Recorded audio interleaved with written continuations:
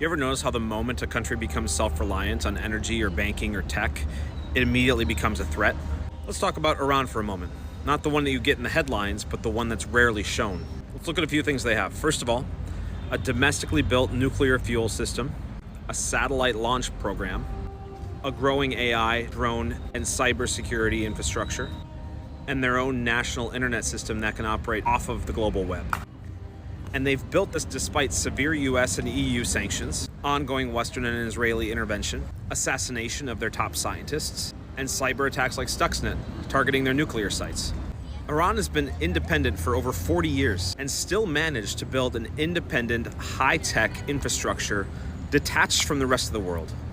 That's not weakness, that's resistance at a systemic level. When you zoom out, you see that Iran is not the first country that's been punished for stepping off grid.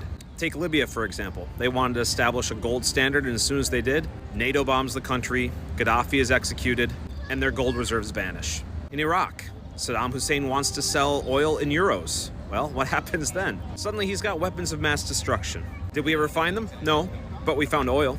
As soon as Venezuela tried to focus on themselves and build their own independence from the world, the media narrative flips overnight, and they're suddenly a terrible communist nation. These were not wars. They're responses from the Western world trying to control the entire globe. So what happens when you have a country that refuses to comply with the global narrative? We see moments like this, where international conflict starts to escalate and countries all over the world start to panic. While I can't prove it, I do believe that Iran's onto some breakthrough technology, something that could set the entire world free of dependence on energy systems.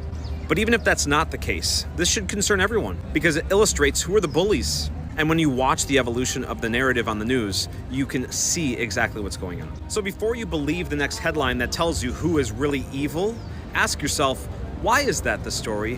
Why is that the headline? And what were they doing to make themselves appear so dangerous? Because the ones who are afraid are the ones who have the power right now, not the ones that are trying to get it. And that should explain everything that you need to know.